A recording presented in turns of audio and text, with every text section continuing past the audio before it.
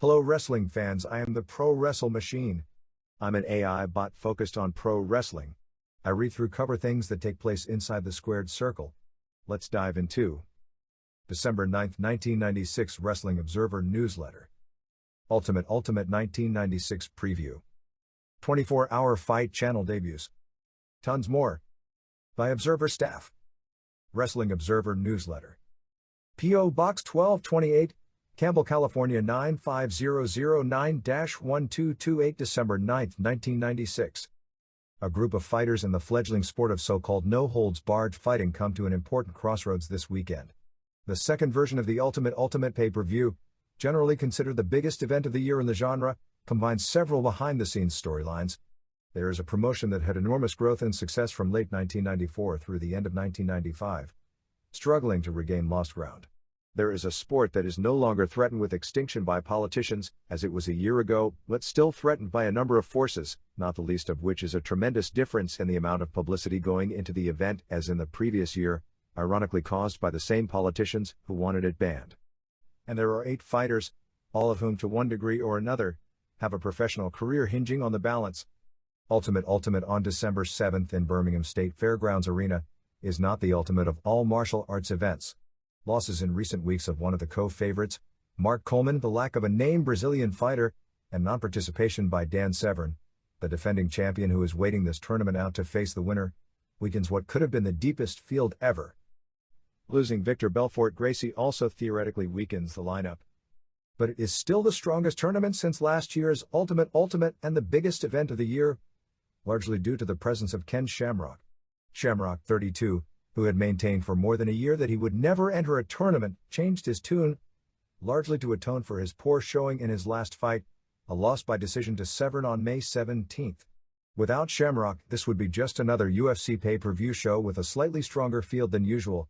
The finalized bracketing, as suspected in last week's issue, are Shamrock, 5-2-2, versus Brian Johnston, 2-2, and Tank Abbott, 4-3, versus Cal Worsham, 1-1, in one half, and Chemo, 0-2, versus Paul Verlins, 4-3, and Don Fry, 6-1 versus Gary Goodridge, 3-3, in the other half. The order of the matches isn't finalized, although Shamrock Johnson will open the show. The most likely semifinals coming out of those matches are Shamrock versus Abbott, a grudge match that at 1 year ago could have been the single most marketable match in the UFC but having lost its luster to a point because both men are coming off poor performances, and Chemo versus Fry, a match that may be too even to call. Even though both Shamrock and Abbott are coming off disappointing matches, Abbott coming in overweight and losing the decision to Scott Ferozzo on September 7, Shamrock would surely go into such a match as the favorite, provided the punishment each man takes in their first round match, which is always a key and unpredictable variable, is similar. UFC remains the name brand to the casual audience and is still the only NHB promotion that has been able to consistently draw sizable buy rates on pay-per-view. Even with a tremendous amount of advertising on television and mailing out 200,000 programs to those who have ordered similar shows in the past, reality superfighting laid a major lemon when it comes to buy rate with an estimated 20 to 25,000 buys nationwide. But as the leader, it is also the most maligned, coming under regular criticism in martial arts magazines, from the fighters and even from its most loyal fans due to problems that always seem to arise in a fledgling sport where rules are constantly tinkered with and fine-tuned to create the most exciting potential product. The martial arts magazines, in particular Black Belt, seemingly embrace and just on the bandwagon of every competitor, pointing out beforehand the ways it is superior to UFC, generally picking at UFC because of the quality of some of the weaker first-round losers, which has been a valid criticism, although one hardly limited to UFC. Made-up credentials and records, and booking people into tournaments that most insiders recognize have no shot at winning has cut across every group in this genre, although some more than others. It's hard to know what exactly to expect. Shamrock will go in the heaviest and strongest that he's ever gone into such a competition, particularly when it comes to his legs and back, probably around 222 pounds, although strength is hardly the most important factor in something like this. Skill often overcomes strength, and when it comes to a tournament, conditioning, generally considered Shamrock's greatest strength, provides an important factor as well. The question on Shamrock is durability. The knock on him from other competitors is that how did he become superfight champion, and at one point and probably still today, the biggest star in the company, if he's never won a tournament. Shamrock only entered 2 tournaments. In the first UFC in late 1993, Shamrock was a novice to this type of fighting, at least in comparison with the experience level of Royce Gracie, and lost to a choke rather quickly, a loss he somewhat avenged with a 36-minute draw in 1995 that ended Gracie's involvement in UFC. In 1994, UFC 3, Shamrock won 2 matches, although looked particularly lackluster in his second win and injured his knee, and forfeited rather than coming out for the finals, which in hindsight, considering the fortune of the 2 finalists, Harold Howard and Steve Jenham, neither of whom won another NHB match anywhere in the world since that tournament, should have been a match Shamrock should have won easily. Entering this tournament appeared to be a way that Shamrock could answer all his critics in one night and make himself the biggest star in the genre. Well, that's what it looked like when he confirmed entry. The onus is on Shamrock. If he does anything but win, no matter how the tournament goes, he'll only fuel his critics and be viewed by them as a guy with the marketability, but not the ability. But with people like Severn, Coleman and Marco Waz out of the picture, winning the tournament won't answer all the questions, although could put Shamrock in line for a series of pay-per-view main events against the 3 aforementioned names provided he can keep winning. As mentioned last week, the lone positive of Coleman's late withdrawal is that Semaphore Entertainment Group theoretically has most of next year booked with ease. Severn vs. Shamrock in February. The winner against Coleman, who may or may not be put in the heavyweight tournament in February, on the May show. Plus there will be Waz hanging in the wings against whomever winds up as the undisputed king in May, and no doubt with NHB fighting gaining more exposure around the world, more names will surface as top contenders as well. The storylines go deeper than Shamrock attempting to become the second straight one-time pro wrestler to capture the ultimate, which would be more significant in Japan, where he's already a huge name in the pro wrestling world, than in the United States. But if anything, Abbott has more on the line than Shamrock. Once thought of as the group's biggest drawing card and someone just a break or 2 away from being a 90s bad boy celebrity, the reputation of Abbott, who hadn't fought in a UFC event in 9 months due to a suspension, took a spill in 2 ways at the September 7th UFC in Augusta, Georgia. Not only did he lose in unimpressive fashion in the semifinals, coming in strong but overweight and running out of gas quickly, but in a show built around his return and a showdown with Coleman that never transpired, the buy rate of 0.45 showed his mainstream appeal may have been overrated. Reports are that Abbott will show up in considerably better shape. Reports are that he'll be about 25 pounds lighter than last time, and has been telling people that he wanted Shamrock in the first round to prove it and is talking as if he can win the whole thing. There is also an underlying grudge between the two of them, basically because in many ways the two are as opposite as 2 fighters can be, both in look, training techniques, lifestyle, and attitude. It's actually the typical pro wrestling promoter dream matchup of the clean-cut babyface against the ugly rude heel, both loaded with charisma, but unlike in building up the dream match, both are coming off unimpressive losses. Shamrock's first-round opponent, Johnston, at 6'4" and probably close to 240 pounds, with considerable skill in boxing, kickboxing, judo and wrestling, has been training for this event in Sierra Vista, Arizona with Fry's camp. The main difference between the two is Johnston's lack of big match experience. Worsham is basically an unknown. He was in a UFC in 1995, being called in at the last minute with basically about a week's notice, and showed some good punching ability before losing to a much larger virulence. He came back in May with about 25 more pounds and a lot more ground experience. He looked impressive in beating Zane Frazier, but it's often misleading how impressive someone looks in beating up someone who isn't at his level. Worsham is being brought in as a guy to put up an entertaining fight, but not to threaten Abbott's getting into the second round. But just how good he is at this point is a question mark. In the other half, Chemo has never won in UFC, but has looked impressive in brutal victory after brutal victory elsewhere in the world. Chemo is said to weigh 235, down from 250 to 260 in previous matches, but in his match with Bigelow looked more like 215. Fairlands, his first-round foe, is big at 6'8" and 325 pounds, and with 10 fights around the world under his belt, has experience, but is a definite underdog. Fry, who looked to be about 215 for his match in Japan against Mark Hall a few weeks back, has one UFC loss to Coleman, but has looked terrorizing in most of his victories. He beat Goodridge in the finals of February's tournament in Bayamon, Puerto Rico, largely through having both superior boxing and wrestling skill and conditioning, to counter Goodridge having the power edge. Handicapping Chemo versus Fry may be the toughest of all. From a background standpoint, Fry has an edge, having been a good collegiate wrestler and a professional boxer. Chemo was basically a glorified street fighter who made a name by putting a hurting on Royce Gracie before losing. In that fight he appeared lacking in skill, but had raw talent that couldn't be denied. Both have the necessary killer instinct. Kimo has never been in a match where he's physically been beaten up, as his losses to Gracie and Shamrock were basically because of his foes having huge advantages when it came to submission skill. Fry showed enormous heart in fighting Coleman, although he took a terrible beating in the process. Since Kimo's match with Gracie, he's had 2 years of training for fighting in events like this and appears to be 200% improved when it comes to technique, but since his recent wins haven't come against top-level opponents, mainly pro wrestlers or unskilled big guys being fed to him in Hawaii, just how much his technical improvement means won't be answered until or unless he meets Fry. Shamrock's toughest foe, if he's to get to the championship match, may not be Kimo or Fry.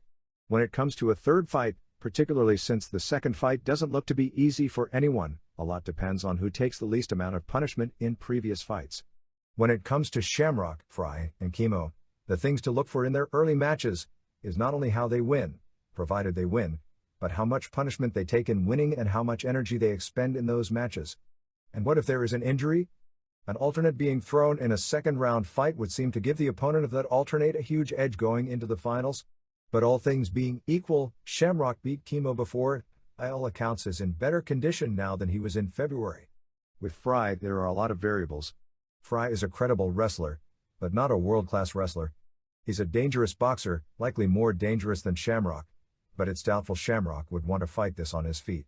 When it comes to the late withdrawals mentioned last week, Coleman's illness is legit, as he was complaining about being too weak from a bug contracted in Brazil to properly train while in Birmingham at the Mars event.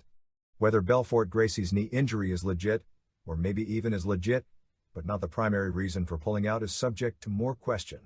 At the Mars event, the talk among the Brazilians was that Belfort Gracie wasn't going to sign to do the event because the contract had a 2-year non-compete clause without much in the way of guaranteed money. There was no talk among the contingent over the weekend of any kind of a knee injury. When his handlers pulled him out, they told Semaphore Entertainment Group of a knee injury and sent along a medical report which showed a severe enough knee ligament tear that UFC's Dr. Richard Istrico of New York, agreed that he shouldn't do the event. However, Belfort Gracie is not under contract to Semaphore Entertainment Group in regards to participating in an event in 1997 when the reported knee injury heals. In learning from the problem of not having enough alternates to have a championship match due to numerous injuries at the last tournament, 7 alternates are being brought in. Alternate matches will be Marcus Bossett, 1-1 versus Steve Nelmark, 1-0, Ty Bowden, 0-1 versus Jack Nielsen Jr., a local PKA kickboxer, Mark Hall, 2-2 versus Felix Lee Mitchell, 1-1, and they are also bringing in Sam Fulton, 0-1, just in case everyone in all 3 alternate fights beats each other to death. The plan is to air the alternate fights during the pay-per-view show during breaks between matches. Dan Severn and Scott Ferrazzo will also be brought in to build up their matches in February, and a video feature of Severn's wrestling career is being put together. Sunday may have been a monumental day in the history of wrestling, or it may be much to do about nothing. Fighting TV Samurai, the first ever 24-hour pro wrestling and martial arts television network, debuted with a live pro wrestling show put on by Antonio Inoki. The debut in a sense was nearly as inauspicious as they come, as a day or two before match time, only about 3,000 homes in the entire country of Japan had signed up for the premium channel as part of the debut of Perfect TV, similar to DirecTV in the United States satellite system. Perfect TV itself had about 100,000 homes signing up ahead of time for its debut this past week.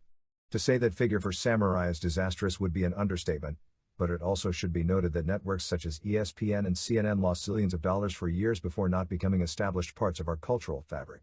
Whether this network has the backing to survive what will almost surely be zillions of dollars in losses before it may start to pay off is the big question, but the backers were talking about the year 2005 before they expected things to start paying off. The belief in Japan, particularly Tokyo, is that cable television will never be a big deal in the country due to zoning laws, but the small home satellite dishes such as have just come to the United States may bypass cable as the way to increase from just broadcast stations to a potential of 50 stations with premium channels such as Samurai. Among the pro wrestling features on the new network are old historical television hours from both All Japan and New Japan, a Sunday night live men's pro wrestling card from 8 to 10 p.m. every week revolving among several mid-level offices. All Japan and New Japan have current network deals, as do Rings and Pancrase on cable stations. So this weekly show will air groups such as War, Tokyo Pro Wrestling, Big Japan, etc. Tuesday night live women's pro wrestling card from 8 to 10 p.m. from either JD, LLPW or GIA. Since JWP has a cable deal and All Japan Women have a network deal, A Sunday 10 to 11 p.m. slot showing Golden Age of Wrestling American tapes, Monday 8 to 9 p.m. with WCW Pro International, Monday 9 to 10 p.m. with Lucha Libre, not sure which group but I'm led to believe Promo Azteca has the inside track. Friday 9 to 10 p.m. will be a weekly Antonio Inoki sports talk show. Why does the name Jay Leno come to mind? And perhaps the most important show of all will be a nightly Sports Center type show from 11 p.m. to midnight, which will give results, cover angles and rundowns of all the pro wrestling events happening that night around Japan. This will speed the time the masses can get information of live wrestling events. In addition, the entire 300-run episode of the Tiger Mask cartoons have been purchased, and there will be another weekly show that will air 1981 to 83 matches from Satoru Sayama as the original Tiger Mask. There will actually be 8 hours of programming each day that will be repeated in 3 cycles. The general feeling going in is that this is going to be a hard thing to make a go of, but most people were laughing at the ideas of CNN and ESPN for years, although an all-sports station is one thing, but a station with nothing but pro wrestling, kickboxing, karate and vale tudo is another. The primetime debut of the network on December 1st was a live show put together by Inoki before a sellout crowd of 3,700 at the Yoyogi Gym in Tokyo. The show was said to have been confusing since it combined kickboxing, Shidokan karate with independent traditional, and work-shoot-style pro wrestling matches. After the kickboxing and Shidokan matches, there was a tag team match from Battle Arts, a small Japanese group that does work-shoot-style matches. None of the first 3 matches had any heat. This was followed by an interpromotional match where Ultimo Dragon retained his 8 junior titles, beating Gran Naniwa of Michinoku Pro Wrestling with a Frankensteiner in 12:29 in a bout said to have been average. The original Tiger Mask, Sayama, beat Kao Dojo's Masaaki Mochizuki by pin with a Tiger Suplex in 8:22 in what was reported to us as a poor match. After the match, Sayama said he was picking Mochizuki to be his partner for December 13th when he challenges Lance Storm and Yuji Yasuhiro on the War Sumo Hall card for the International Junior Tag titles. Next was an interpromotional indie match with PWFG's Yoshiaki Fujiwara over Wrestle Dream Factory Shinichi Nakano with a choke in 8:55, followed by a mixed match with Wilhelm Ruska, the 1972 super heavyweight and overall gold medalist in judo, now 56 years old, beating Yuki Ishikawa of Battle Arts with the choke in 3:37. In a bizarre matchup, Koji Kiao beat Mabel via armbreaker submission in 4:55. Mabel actually popped the crowd doing a dropkick and an enzouidri. The original main event was a 10-man Michinoku Pro match where Dick Togo and Men's Teo and Shiryu and Taka Michinoku and Shoichi Funaki beat Super Delphin and Masato Yakashiji and Great Sasuke and Gran Hamada and Naohiro Hoshikawa in 16:41. The main event, Inoki's first match since his June match in Los Angeles at the World Wrestling Peace Festival, saw Inoki wrestle a man in a pirate costume from a forgettable late 80s angle known as the Gasper, winning with an armlock in 4:58.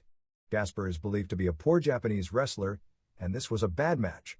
The show had a week advance with the Michinoku match as the main event, so Inoki added himself to his show about a week out, and it worked because it was a legit sellout.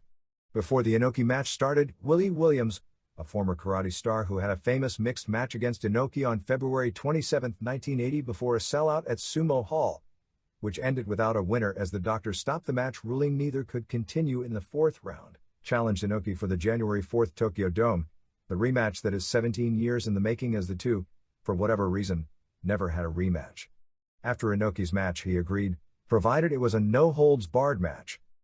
There has been a tremendous amount of literature across our desk this past week regarding both pro wrestling and UFC fighting. Certainly the most read and most talked about article this past week was Joe Queenan's column Average Joe in the November 30th to December 6th TV Guide. The article, called Get a Grip, was about the Monday Night Wrestling Wars. It was a largely critical article, mainly of Milton Bradley and Nintendo for sponsoring either Raw and/or Nitro. Queenan called Monday Night Wrestling the creepiest, most unnerving, least scientifically explainable, most downright bizarre television programming of all.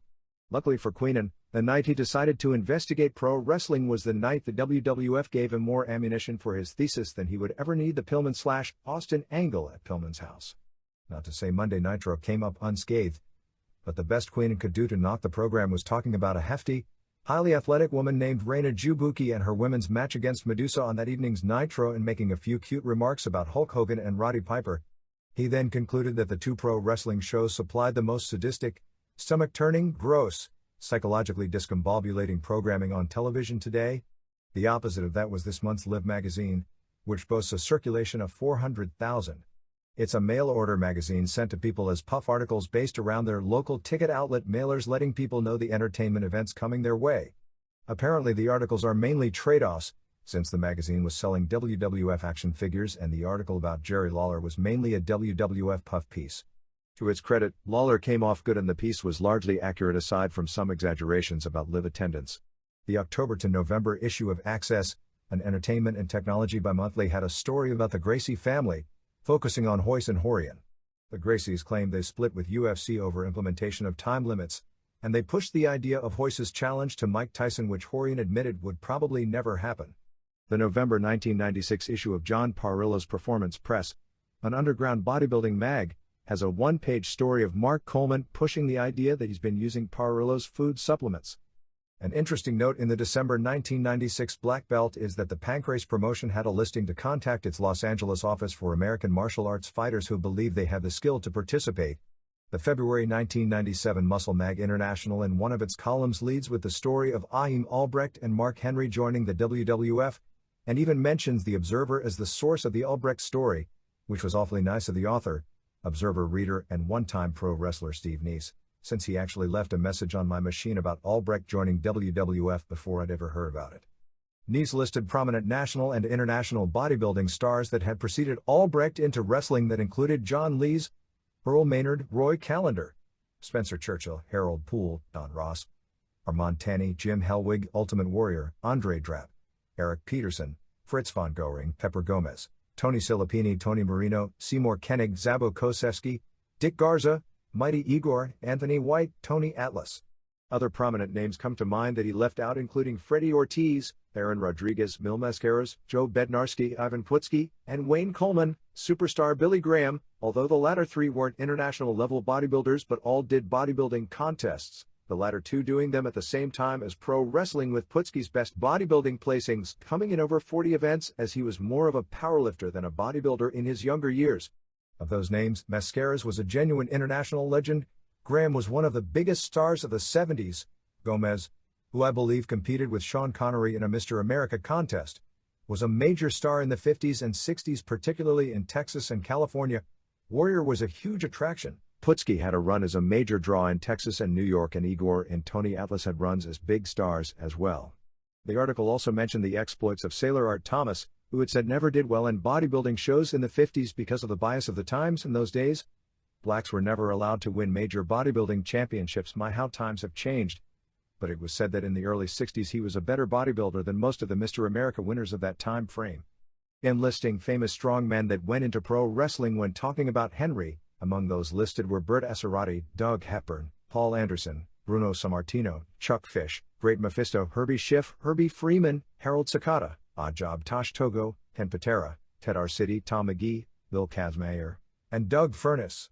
The article said that Don Arnold, who is generally believed to be the first man to do a legit 400-pound bench press, in 1948, went into pro wrestling in 1950 and had a long career, and said rumors had it that Yukon Eric and Killer Kowalski were among the earliest men to do 400 on the bench, and that Hercules Cortez was said to be able to bench press 500 pounds more than 35 years ago, at a time when few could boast that kind of prowess. Scott Norton's name should certainly be on any list of that type, as he did 640 on the bench under meat conditions many years ago, a figure topped among those who did pro wrestling by only Arcidi and Kazmaier, who held what were at the time world records of 705 and 661 during their prime years. It's interesting to note that although Henry is being billed as the world's strongest man in the WWF, his totals in powerlifting are actually less than those of Furness, who was probably 150 pounds lighter when establishing his world record at the time marks. Henry is a rarity in the lifting world in that he was competing at the top level in both powerlifting and results. November 13th, Orlando Disney Studios, WCW Saturday Night Tapings, 600 sellout, all freebies. Chris Jericho b La Parka, WCW TV title Steve Regal b Bobby Eaton, Kaoru b Sonico Kato, Conan b Eddie Guerrero DQ, Harlem Heat b Bunkhouse Buck and Mike Enos, Chris Benoit b Juventud Guerrera, Diamond Dallas Page b Scott Norton. November 15th, Carretero AAA, Hombre de Plata and Astro Man 1 and 2 b Los Neurosis 1 and 2 and Crazy, Osiris and Junior Kiss b Diamond and Macabro I, Mascara de Sagrada Jr. and La Parquita b Espectrito I and Minnie the Killer DQ, Latin Lover and Winners b Babe Sharon and My Flowers, Pero Aguayo and Mascara Sagrada and Tinieblas Jr. B. Fuerza Guerrera and El Halcón Dorado Jr., and Cibernetico. November 17, Mexico City Arena Coliseo, EMLL, Damiencito and Fiorito B. Ciclinchito Ramirez and Ultimo Dragoncito, Fantastique and Pegaso and Principe Frankie B. Fierro and Yone Jinjin and Supremo 2, Olympus and Alacron and Ultraman Jr. B. Moger and Americo Rocca and Astro Ray Jr., El Satanico and Rambo and Karloff Lagarde Jr. B. Solar and Tarzan Boy and Mascara Magica Jushin Liger and Silver King and La Fiera B. Scorpio Jr. and Dr. Wagner Jr. and Black Warrior DQ. November 18, Mexicali AAA 600, Firebird and Jungla and Venom Not Original, B. Mandingo and Mazambula and Mozambique, Pantera and Leon Negro and Pero Aguayo Jr. B. Mosco de la Merced and Phobia and Jerry Estrada, Los Payasos and Connect B. Pierroth Jr. and Fishman and Killer and Misterioso. November 19, Mexico City Arena Coliseo, EMLL, Alacron and Pegaso B. Supremo 2 and Cofre, Martha Villalobos and La Diabolica and La Infernal B. Flor Metallica and Lady Apache and Lola Gonzalez, Onita Jr., Flying Kid Ichihara and Olympus and Atlantico B. Yone Jinjin and America and Lynx, Guerrero de la Muerte and Damian El Guerrero and Espectro Jr. B. Mr. Niebla and Jaguar and Olympico Elimination Match Dr. Wagner Jr. and Karloff Lagarde Jr. and Black Warrior and Apollo Dantes B. Atlantis and Dos Caras and Shocker and Lizmark Jr.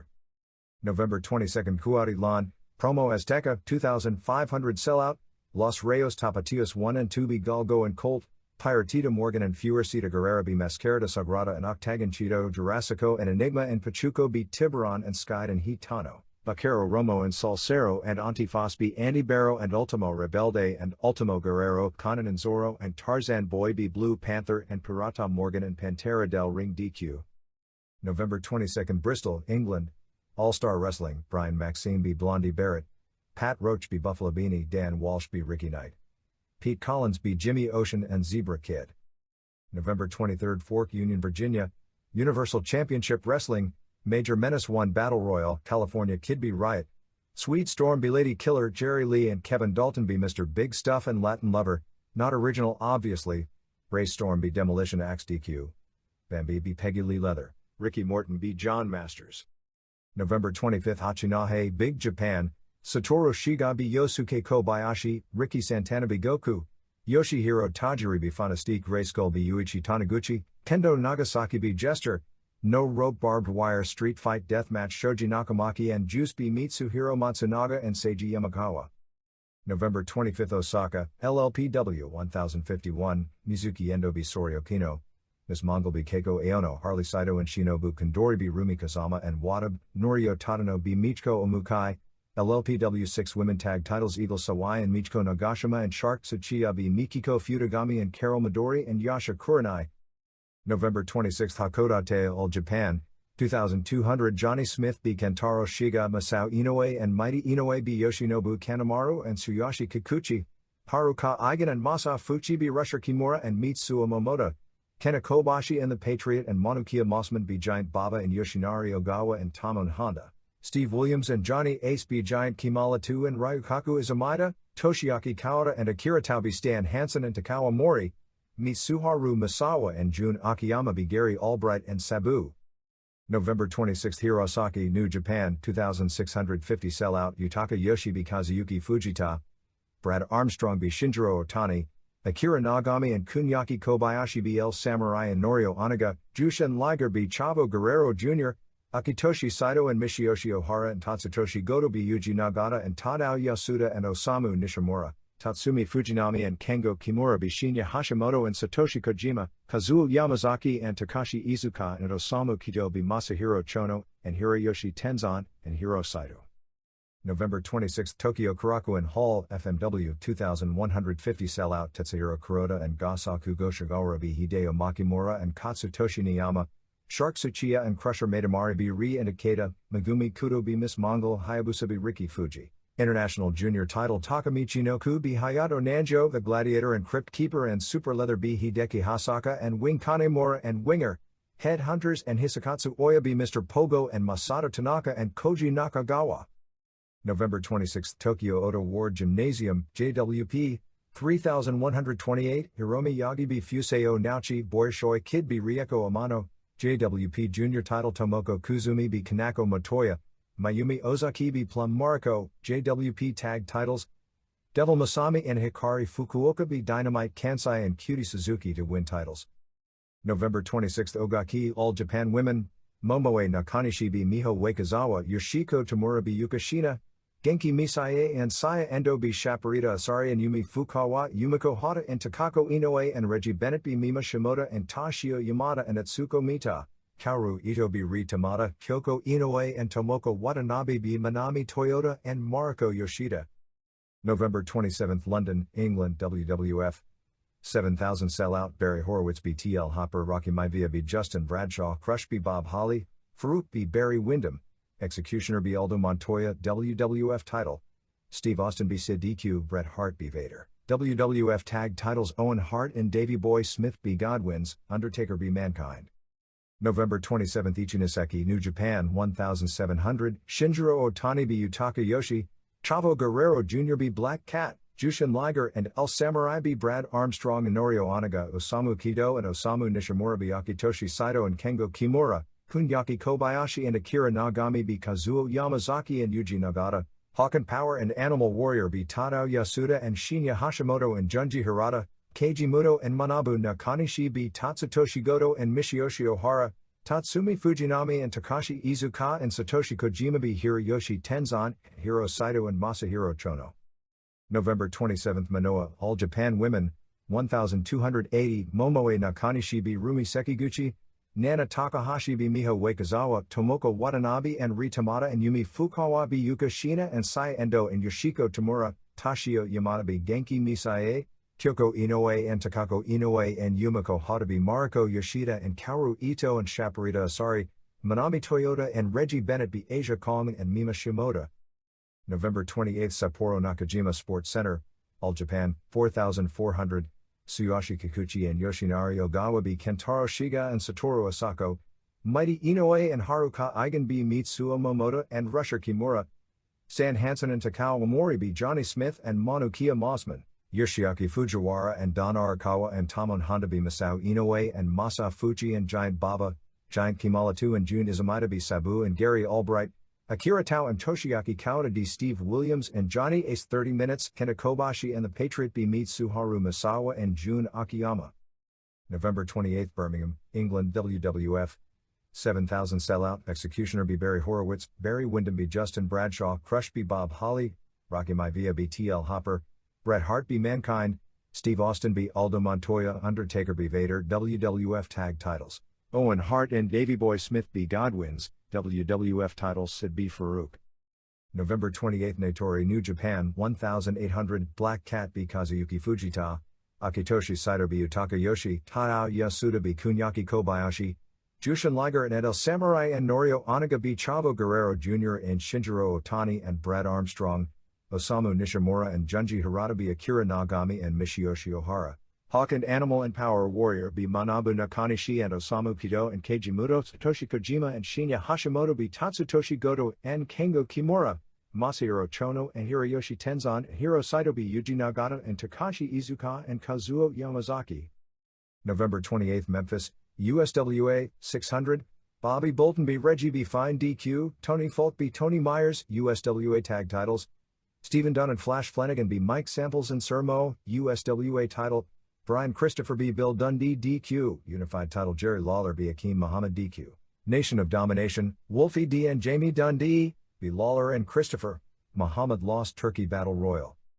November 28 Mutsu FMW Katsutoshi Niyama and Hideo Makimura b Mamoru Okamoto and Gasaku Goshigawara, Crusher Matamari b Ri, Hideki Hasaka b Hayato Nanjio Miwasato and Shark Tsuchiya b Akeda and Megumi Kudo, Mr. Pogo b Ricky Fuji, Crypt Keeper and Super Leather b Dragon Winger and Wing Kanemura, Headhunters and Hisakatsu Oya and the Gladiator b Tetsuhiro Kuroda and Koji Nakagawa and Masato Tanaka and Hayabusa.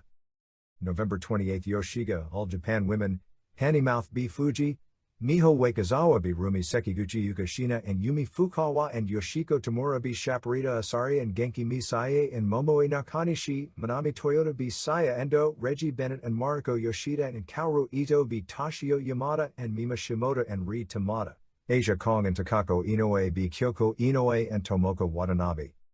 November 28 Knoxville, Tennessee, Tennessee Mountain Wrestling, Mike Powers b. Dr. Dan, 8-Ball Jones b. Shawn Michaels, Ricky Rocket b. David Jericho, Chris Powers and Mongolian Stomper b. Ricky Morton and Davey Rich, David Haskins, Tracy Smothers Trebunkhouse Buck. November 29, Sapporo Nakajima Sports Center, All Japan, 5150, Manukia Mossman b. Yoshinobu Kanemaru, Tsuyoshi Kikuchi b. Kentaro Shiga, Giant Baba and Rusher Kimura and Don Arakawa b. Yoshinari Ogawa and Mighty Inoue and Haruka Eigen, Yoshiaki Fujiwara and Masa Fuchi b. Satoru Asako and Tamon Honda, Steve Williams and Johnny Ace b. Masao Inoue and Johnny Smith, Jun Izumida and Giant Kimala 2 b. Stan Hansen and Kawamori, Sabu and Gary Albright b. Kena Kobashi and the Patriot, Mitsuharu Misawa and Jun Akiyama b. Akira Tao and Toshiaki Kawada. November 29, Saigyo New Japan 1550 Sellout, Shinjiro Otani b. Kazuyuki Fujita, Michiyoshi Ohara and Kunyaki Kobayashi b. Yutaka Yoshi and Osamu Kido, Brad Armstrong and Chavo Guerrero Jr. b. Black Cat and El Samurai, Hiroyoshi Tenzan b. Akitoshi Saito, Satoshi Kojima and Manabu Nakanishi b. Yuji Nagata and Kazuo Yamazaki, Hawk and Animal and Power Warrior b. Osamu Nishimura and Takashi Izuka and Tatsumi Fujinami, Hiro Saito and Masahiro Chono b. Jushin Liger and Keiji Muto, Kengo Kimura and Tatsutoshi Goto and Akira Nagami b. Shinya Hashimoto and Junji Hirata and Tadao Yasuda. November 29, Downingtown, Pennsylvania, ECW, 679, Axel Rotten b. Spike Dudley, GQ Gorgeous Quartermain b. Roadkill, Chris Candido b. Supernova, Eliminators b. Little Guido and David Jericho, Taz NC Rob Van Dam, Bubba Ray Dudley b. D. Von Dudley, Pitbull No. 2 b. Rick Rage, ECW TV title, Shane Douglas b. Tommy Dreamer, ECW title Sandman b. Raven. November 29, Mexico City Arena, Mexico, EMLL, Lady Apache and Xochitl Hamada b. Lady Star and La Diabolica, Olympico and Altantico and Ultraman Jr. b. Espectro Jr. and Cadaver de Ultra Tumba and Damian El Guerrero, Mascara Magica and Brazo de Oro and Brazo de Plata b. Rambo and Karloff Lagarde Jr. and Grand Marcus Jr. DQ, Ray Bucanero and El Satanico and Emilio Charles Jr. b. Silver King and Dos Caras and Shocker, Negro Casas and Dandy and Hector Garza b. Leo del Santo and Scorpio Jr. and Bestia Salvaje.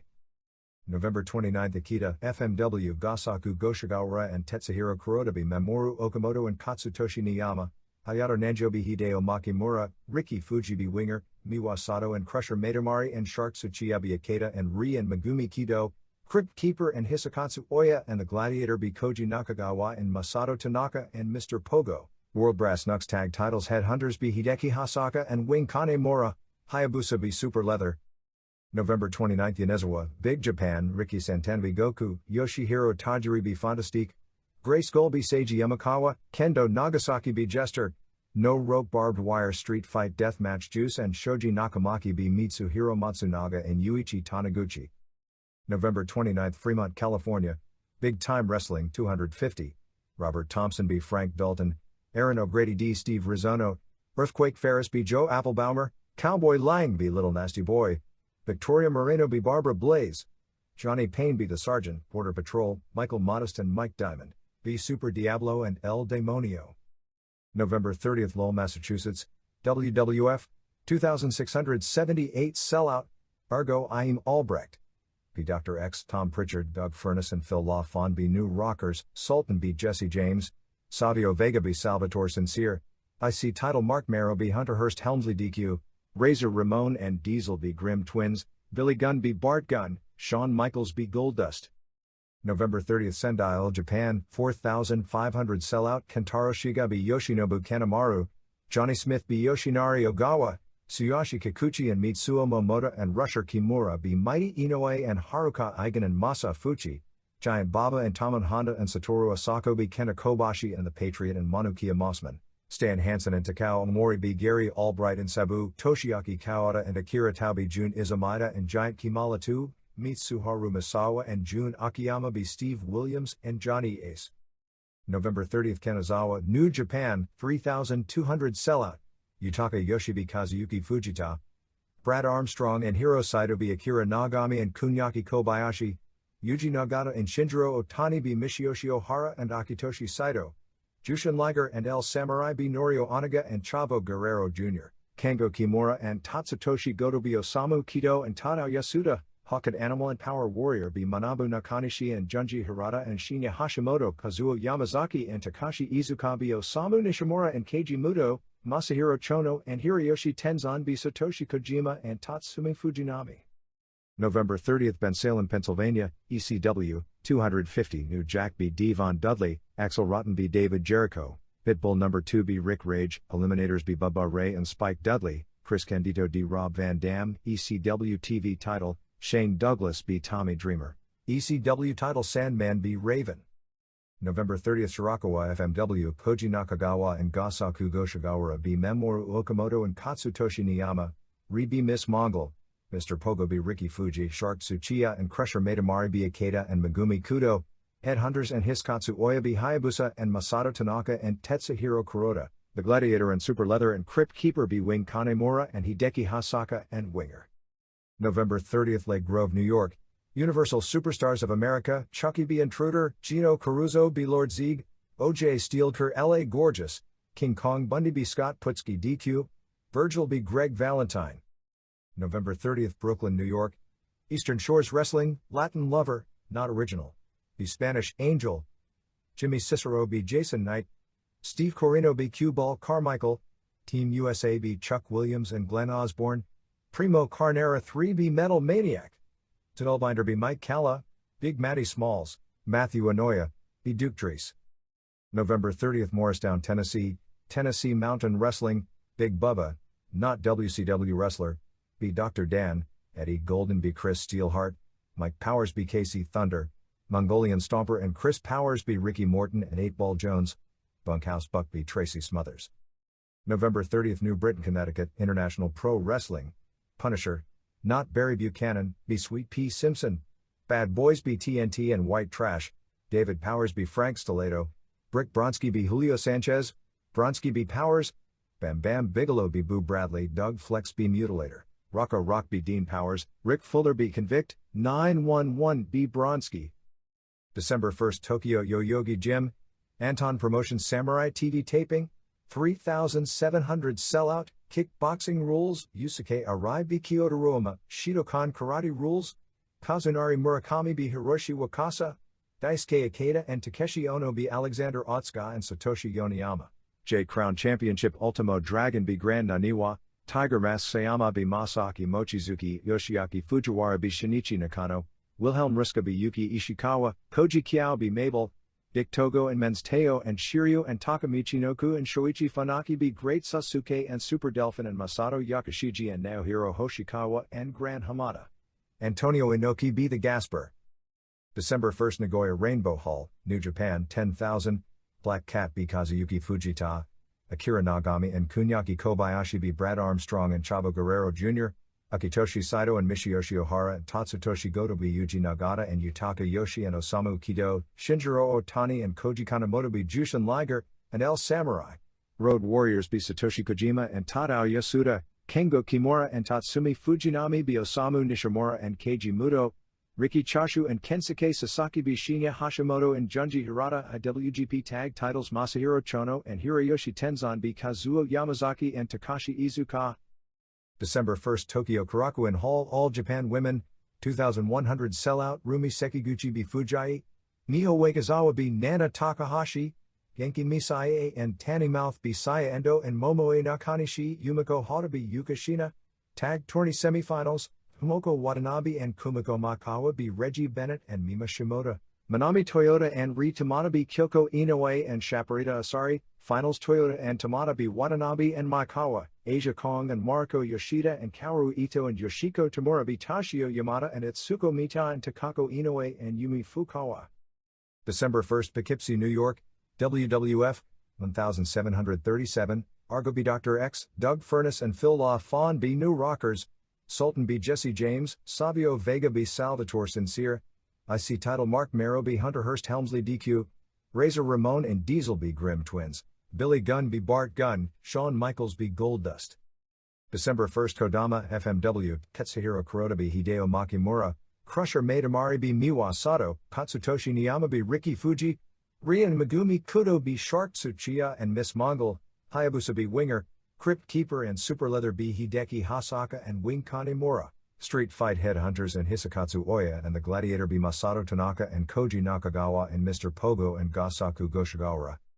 December 1st Odawara, J.D., Yuko Kasugi be Sagabe, A.B. Kokia, Emi Motokawa and Princessa Blanca and Chikako Shiratori be Koyama and Neftali and Bloody Phoenix, Kuga be Yuki Lee, Lioness Asuka and Alda Moreno be Jaguar Yokota and Esther Moreno. December 1st Baltimore, Mid-Eastern Wrestling Federation, Quinn Nash be Earl the Pearl, Jason Knight be Joe Thunder, Bob Starr be Johnny Taylor, Knuckles Sandwich be Cat Burglar, Jimmy Cicero be Boo Bradley, Glenn Osborne and Dark Rebel be Samoan Gangstas, Corporal Punishment be Johnny Desire, Chris Candido be Mark Schrader, Adam Flash be Steve Corino, Raven and Stevie Richards and Blue Meanie be Freaks of Nature, Headbangers, and Axel Rotten. December 2nd Dayton, Ohio, WCW Monday Nitro tapings, 3,800 sellout, Glacier be Hard Body Harrison, Amazing French Canadians be Joe Gomez and Renegade, Meng and Barbarian be Robert Gibson and Scotty Riggs, Kevin Sullivan be WCW Cruiserweight title Dean Malenko be Billy Kidman, Jeff Jarrett be Big Bubba, Eddie Guerrero be David Taylor, Arnold Anderson be Jim Powers, Chris Benoit be Steve Regal, Lex Luger be Rocco Rock, Sting NC Rick Steiner. December 2nd Osaka Furitsu Gym, All Japan, 4,500 Masao Inoue be Yoshinobu Kanemaru, Yoshinari Ogawa and Tsuyoshi Kikuchi be Manukiya Mossman and Satoru Asako, Giant Kimala 2 and Jun Izumida be Tamon Honda and Johnny Smith, Giant Baba and Rusher Kimura and Mitsuo Momota be Mighty Inoue and Haruka Eigen and Masa Fuchi, Steve Williams and Johnny Ace be Stan Hansen and Takawa Mori, Mitsuharu Misawa and Jun Akiyama be Gary Albright and Sabu, Toshiaki Kawada and Akira Tao be Kena Kobashi and the Patriot. December 2nd Utica, New York, WWF, 1,600 Baracus, Ahim Albrecht be Dr. X, Doug Furness and Phil LaFawn be New Rockers, Sultan be Jesse James, Savio Vega be Salvatore Sincere, IC title Mark Marrow be Hunter Hurst Helmsley DQ, Razor Ramon and Diesel be Grimm Twins, Billy Gunn be Bart Gunn, Shawn Michaels be Goldust. December 3rd Gifu, All Japan, 2,350 sellout, Tsuyoshi Kikuchi be Kentaro Shiga, Johnny Smith and Manukiya Mossman be Satoru Asako and Mighty Inoue, Haruka Eigen and Masa Fuchi be Rusher Kimura and Mitsuo Momota, Akira Tao and Toshiaki Kawada and Yoshinari Ogawa be Giant Baba and Tamon Honda and Masao Inoue, Steve Williams and Johnny Ace be Sabu and Gary Albright, Kenta Kobashi and the Patriot be Giant Kimala 2 and Jun Izumida, Mitsuharu Misawa and Jun Akiyama be Stan Hansen and Takawa Mori.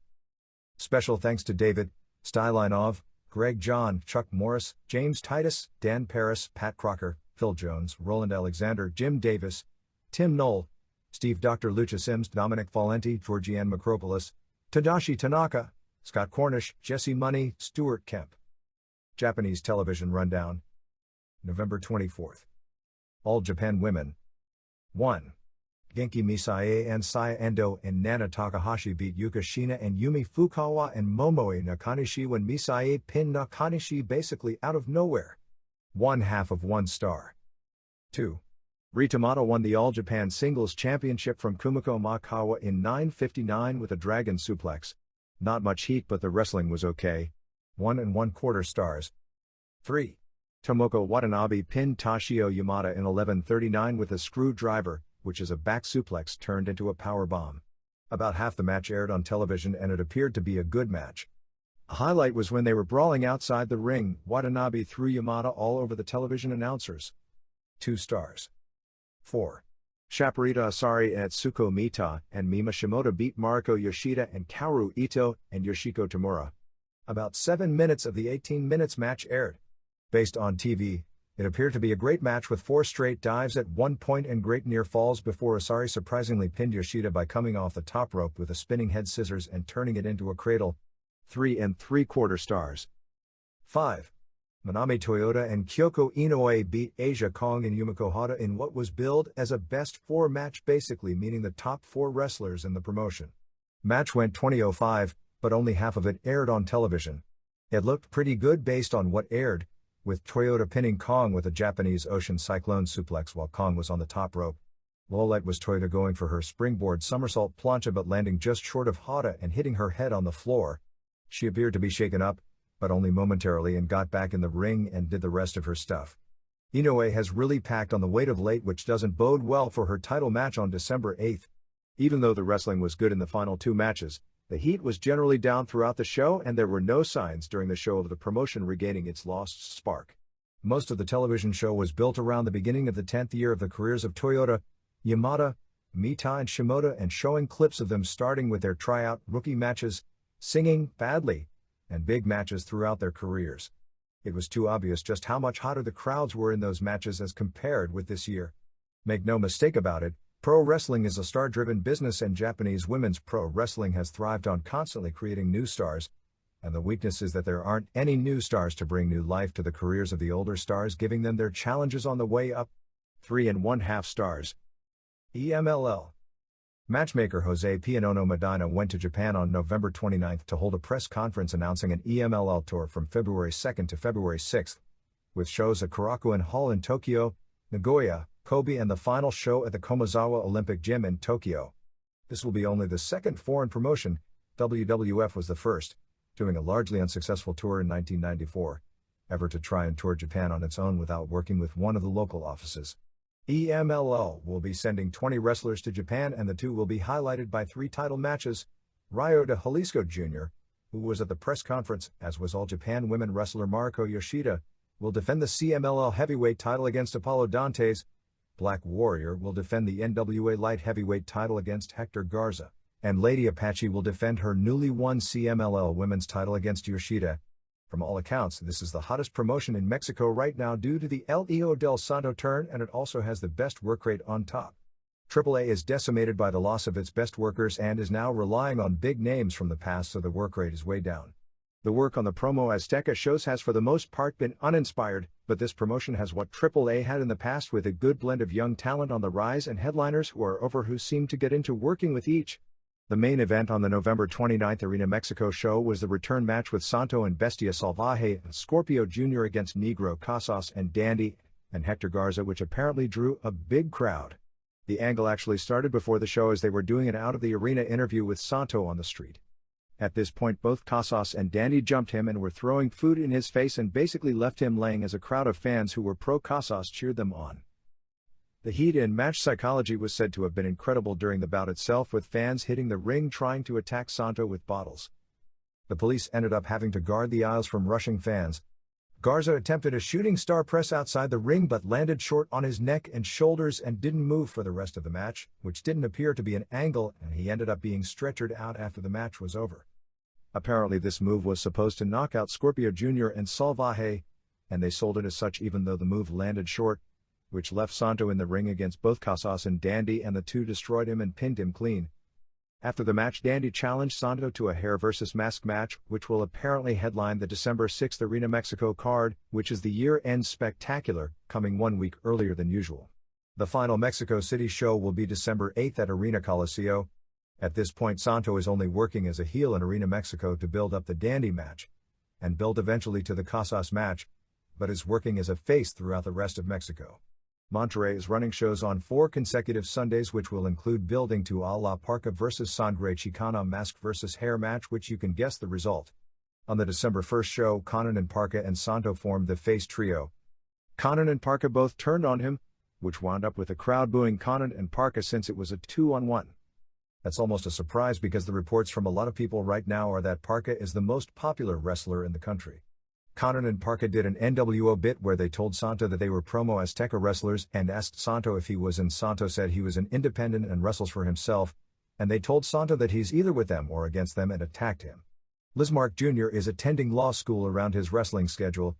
Promo Azteca is attempting to get him to jump. EMLL, with the U.S. major offices closed off since AAA and Promo Azteca have the deals, is attempting to not only do its Japan tour next year, but also book talent into Honduras, Panama, and Nicaragua. Former wrestler Panico George Steele lookalike, whose career ended last year after a series of heart attacks, has been given a job as a road agent. Ryo de Jalisco Jr. retained his CMLL heavyweight title, beating Mascara Año 2000 on November 6 in Aguascalientes. Hector Garza is booked for Auto Wands from December 3 to December 8, and then will head to Japan before returning on December 15. Promo Azteca. La Parka debuted with this promotion being introduced before the main event on the November 22 show in Dhan and got into a shoving match with Pirata Morgan. He received a huge reception, and his first match with this group was on November 29 in Reynosa.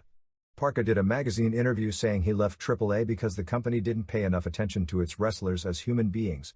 He said that when he had severe personal conflicts that AAA just subbed a replacement and called him Parka Jr. and said he didn't leave over money.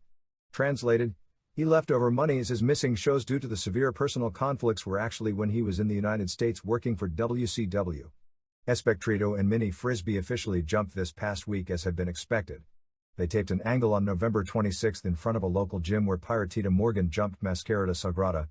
Before the interview was over, the other minis such as Jurito Estrada, Fuercita Guerrera, Rosito de Plata and Octagon Cheeto were all involved. It led to a mask versus hair challenge between Mascarada and Morgan, which was the main event on November 29 in Cuautitlán. During the angle it was brought up that in August of 1991 that the two had a similar stiff match that Mascarada won, and you can bet it was the same result this time. TV tapings for this coming week are December 4th in Aguascalientes with Conan and Mascara Sagrada and Angel Azteca vs. Cien Caras and Mascara Año 2000 and Universo 2000 and Rey Mysterio Jr. and Tarzan Boy and Zorro vs. Psicosis and Pantera del Ring and Juventud Guerrera. On December 6th in Xochimilco it's Conan and El Brazo and Tarzan Boy vs. Blue Panther and Pantera del Ring and Enrique Vera, which is at least at this point scheduled to start an angle to build to a Brazo vs. Vera hair match. This group is also running December 15th in Tijuana and December 16th in Los Angeles with Conan, Parka, Psicosis, Mysterio Jr., Salsero, Damien and Halloween on the tour. All the Tijuana local wrestlers that have been working for AAA such as Los Pandilleros, Leon Negro, Misterioso and Phobia are scheduled to start with this promotion on the Tijuana show. Reports we're getting is that the most impressive workers on the shows are a mid-card tag team of Ultimo Rebelde and Ultimo Guerrero, who remind people of young Psicosis, both from Torreon, and Hitano, a bodybuilder originally from Tijuana. Xochitl Hamada and Martha Villalobos were negotiating to jump this week. The current working idea is for Conan's television show to debut in late January when TV Azteca launches its own new all-sports channel. Vampiro is telling friends that he won't be teaming with Conan after all. He said that after what Antonio Pena and Pero Aguayo said publicly about Conan, that he was afraid it would hurt his rep to team with him. He's apparently also mad at Conan for getting the tattoo on his arm, which he believes is copying his gimmick. Conan is expected to begin negotiations with Negro Casas about doing a major joint show with EMMLL, perhaps in February, in Mexico City. AAA. On the television show on December 1st, there was a taped interview with Ricky Santana, El Boricua, Dave or Fidel Sierra or Cuban Assassin in U.S., and Tasha, who I believe is Sierra's wife who has worked in Puerto Rico as Miss Fantasy, saying they were headed in, which I guess means that Antonio Pena is doing business with Victor Quiñones. In an even bigger surprise, Kinect announced he had a mystery partner who would become his regular tag team partner and announced during the show it was Mil Mascaras. The two will feud with Pierroth Jr. and Cibernetico. In addition, Yeti has returned with a mascot called Pocky to feud with Tinieblas Sr. and Alush.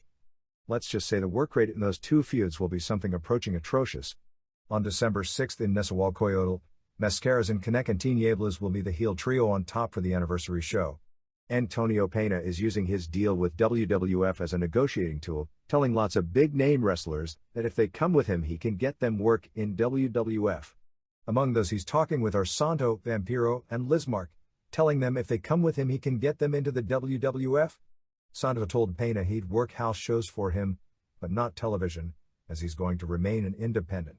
On their way out, Los Villanos dropped their AAA Trios titles on November 19th and now call upon to local wrestlers Official and Vigilante and Guardian, although the loss itself was to set up a cage match rematch in the same building on December 1st. Super Luchas, which is the magazine that Pena puts out, listed just about every major name in the promotion as working the Royal Rumble show. La Parka Jr. is the wrestler who was most recently Caras La Momia. Payasos appear to be going full-fledged babyface. The TV main event, taped on November 18th in Mexicali, was Payasos and Parka Jr. vs. Pierroth Jr. and Killer and Fishman and Misterioso. The heels jumped Parka Jr. early and injured him, so Kinect ended up taking his place.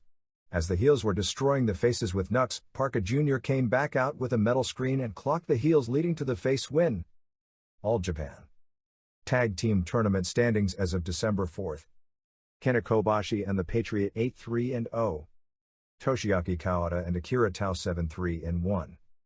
Mitsuharu Misawa and Jun Akiyama 7-3-1, Steve Williams and Johnny Ace 6-3-2, Gary Albright and Sabu 3-8, Jun Izumata and Giant Kimala 2-3-8, and Stan Hansen and Takao Omori 3-9.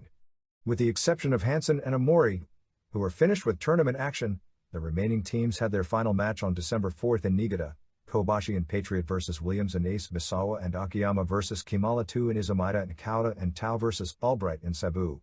The top 2-point getters go to the championship match on December 6 at Budokan Hall, which I'm told is already sold out.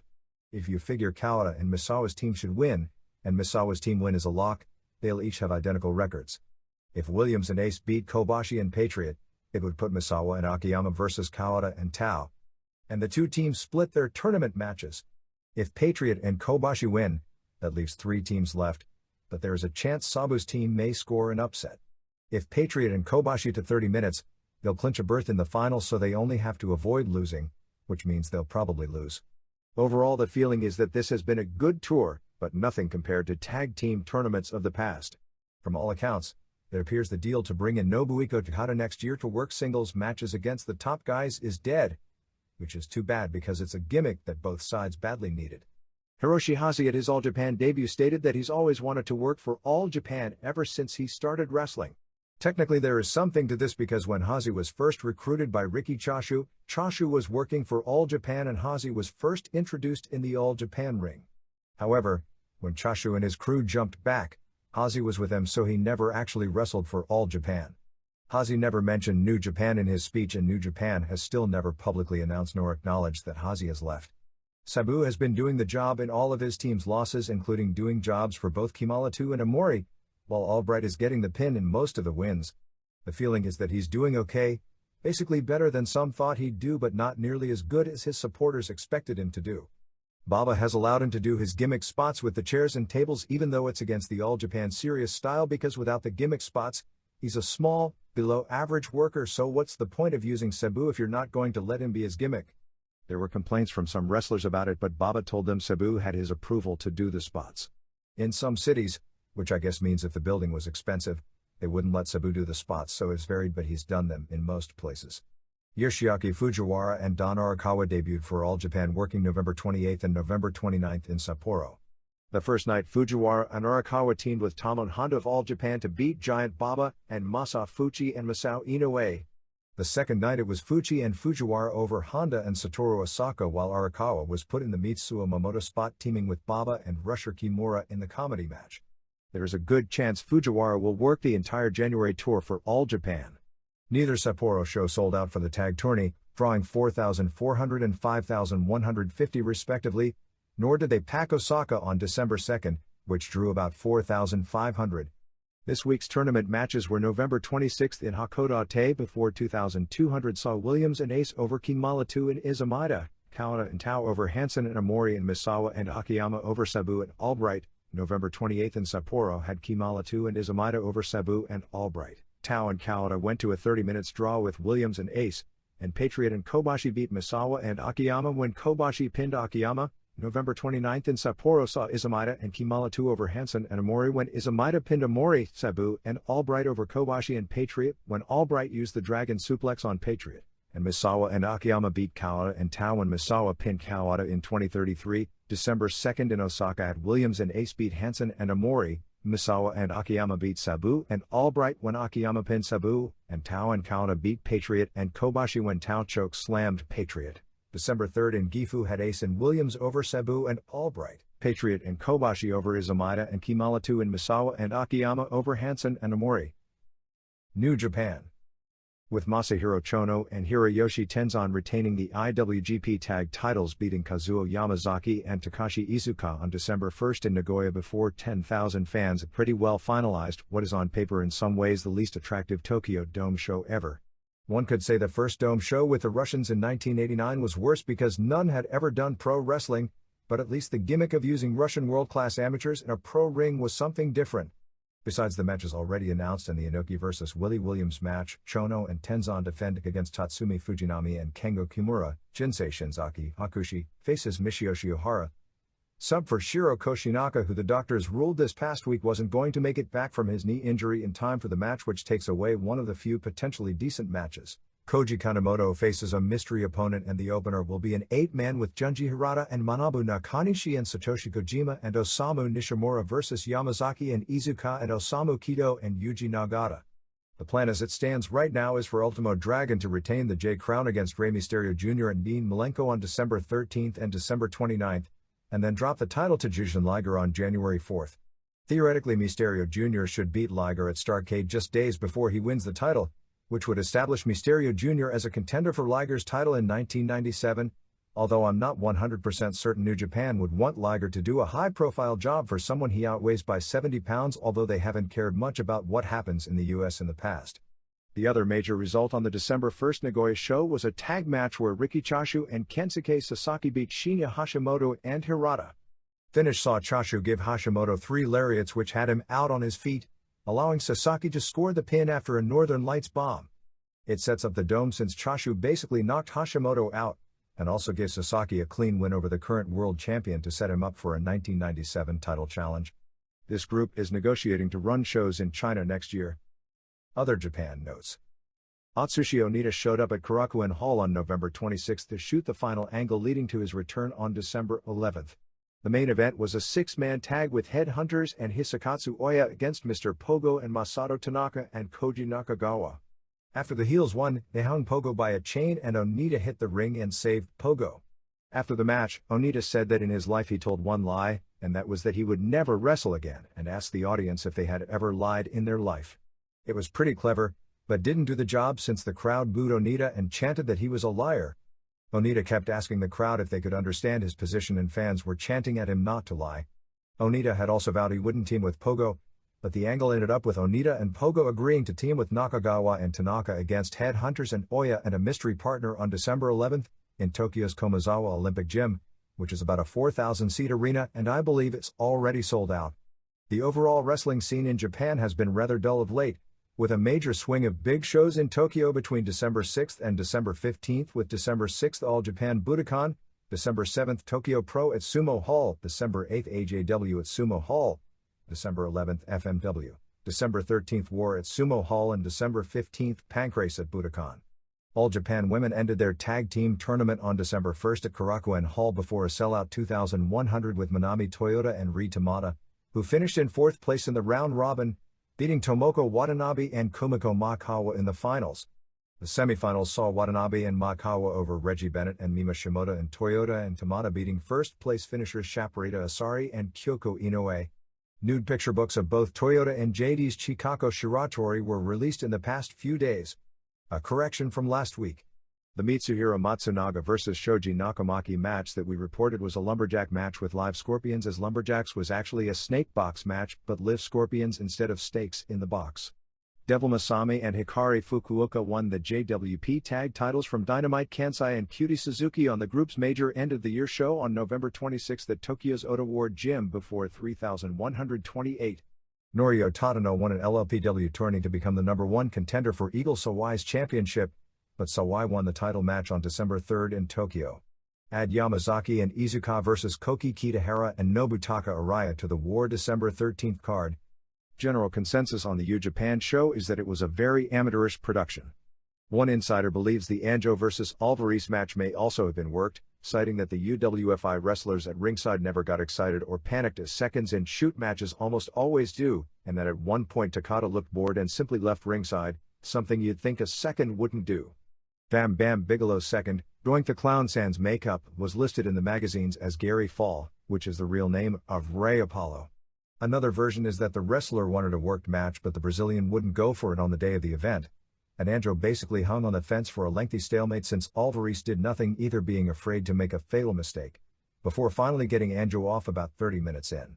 After the match, Tatsumi Fujinami said that he wished the shooting groups wouldn't exploit pro wrestling and pro wrestling fans, saying it's the fame of the wrestlers that draws the fans to these events. Takashi Ishikawa will be leaving Tokyo Pro, the group he founded, with the restructuring of the company that wound up with him out of power. He may go back to war, although Genichiro Tenryu may not want him back because of the way he left to form his own company. USWA. The crowd was up for the Thanksgiving show in Memphis on November 28. We don't have official figures, but apparently the show the previous week drew the all-time record low crowd, Some are saying as low at 150 people. Thanksgiving was up to an estimated 600 for Jerry Lawler's first match back as a babyface, teaming with Brian Christopher to lose to the Nation of Domination, PG-13, when Mcmahon interfered, hitting Lawler with a chain. Earlier in the show, Muhammad was DQ'd challenging Lawler for the unified title for body-slamming ref Downtown Bruno. Muhammad, billed at 6'10" and 325 pounds from the Nation of Domination, turned out to be the wrestler who worked here years ago as the Big Black Dog. He later was the final guy left in a battle royal where the object was to jump over the top rope, thus being the Thanksgiving turkey. Prelim wrestler Bobby Bolton is Winnipeg area wrestler Chi Chi Cruz. On TV November 30th, the Nation of Domination added 2 new members. Reggie B. Fine is now Kareem Olajuwon and Randy Hales is now Randy X, doing the Malcolm X sign.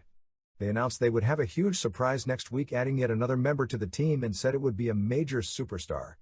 I have a feeling it'll be Bill Dundee, who will then turn it down and turn babyface, since on TV they had a USWA title match with Christopher defending against Dundee, and when Dundee was DQ'd when the Nation of Domination interfered, Dundee was mad at them for costing him the match. Apparently the latest attempt to rebuild Memphis is going to be to move the shows to Wednesdays, as the card this week is on December 4th, and they are talking about it being an every Wednesday deal. They used to run the casino shows on Wednesdays, and they're back in the casino since Jerry Lawler, by admitting wrestling was a work, got them back in through the Gaming Commission. The territory is doing poorly overall now, and the guaranteed casino shows are more important than ever. For the past year, the weekly Louisville and Nashville shows have been carrying the circuit since Memphis has been a money loser most weeks. However, both Louisville and Nashville are down as well.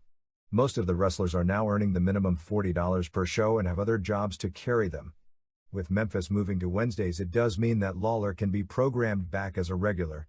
This week's card is Brickhouse Brown vs. Tony Falk, Johnny Rotten vs. Sir Mo, Bill Dundee vs. Bolton, Christopher defending the USWA title against Mike Samples, Lawler defending the unified title against Colorado Kid, Steve Dunn and Flash Flanagan defending the tag titles against Kareem Olajuwon and Akeem Muhammad. In the main event is Lawler and Christopher vs. Nation of Domination, with Rotten handcuffed to Muhammad at ringside. ECW. There was more discussion this past week regarding the incident on November 23 in Revere, Massachusetts, where New Jack bladed 17-year-old Eric Kula's 350-pound mass transit, who bled like a water faucet, with people live saying it was more blood than they'd ever seen in a pro wrestling match. Since it was the slowest week for news in a long time in the U.S. scene, it became a prime topic of conversation because of the age of the kid, the public reaction from New Jack, and the sheer quantity of blood spilled. New Jack, in character after the incident over the house mic, said he didn't care if the MF bled to death, which is true to character portrayal, but people took it the wrong way. Or did they? This past weekend backstage, with no fans around, when a tape of the same incident played, reports are that New Jack was laughing about it. This led to people saying New Jack should be fired, which it seems is something always on the verge of happening at any given moment anyway. Forgetting track record before pro wrestling or in SMW, New Jack was dumped by ECW in late 1995 for the first time for allegedly hiding behind the dressing room door and clocking another wrestler who wrestled as D.W. Dudley, with his billy club, splitting him open. Paul Heyman brought him back a few months later, saying that everyone in the dressing room agreed to it. It is pretty well known a lot of the wrestlers weren't exactly thrilled about it and that Dudley is no longer with the company, although I don't believe that's the reason. Heyman needed not only an opponent for Public Enemy's farewell, but a team to replace them as the Resident Hoodie Tag Team, telling everyone that one mistake and they'd be gone. Through Heyman's creativity and hiding their weaknesses by having them generally work short matches, do little wrestling, and keeping their music on for the entire length of their matches unless they were in with a good team to carry them, Heyman made them one of the most popular acts in the promotion. Just a few weeks after their return, New Jack wound up in jail for a short period of time, which would be the one mistake in any other promotion, but admittedly, if ECW has a consistent policy, they couldn't fire him for that because others have missed shows due to being in jail, and to the best of my knowledge, none have been fired over it. Besides, it only made him a bigger babyface to the local crowd. The incident with Brian Pillman could have been the one mistake, but Heyman explained that one away, saying New Jack never actually put his hands on Pillman. He was blocked while going after him, going out of control when Pillman used the dreaded N-word, although it was in reference to a fairly well-known rap band, NWA. And New Jack, in Heyman's own words, pretty well killed the show later that night by doing a shoot never-ending interview in the ring before his main event match. A few weeks back there was an incident where he got into a fight with a fan. Heyman said that the fan hit him first and had also called him the dreaded N-word, both of which are different from eyewitness versions of the story we'd heard. Apparently even New Jack laughed about the comment about the fan saying the N-word, saying that he was pushed on the way back by a fan and had to attack him to protect his character, which again, would not have been unique in ECW because other top guys with the I don't give a crap about anything gimmicks, when fans stand up to them, have shoved and even punched fans. Besides, if you wait, you could wind up like Devon Storm taking a weapon to your eye if the fan makes the first move, and you never know what kind of fan you're coming across. There was a videotape of that incident in card, but Heyman took the video and it isn't for sale, lending one to become more suspicious about the incident. I have yet to see the video of the November 23rd deal, but Heyman has no problem with anyone viewing it. There have even been accusations that New Jack did the deal on purpose, although that's hard to believe. Those who have seen the videotape are split in the opinion as to whether the video showed the Kid moved as New Jack was cutting him, which led to the ridiculous 6-inch long cut, or whether you couldn't truly tell by the video.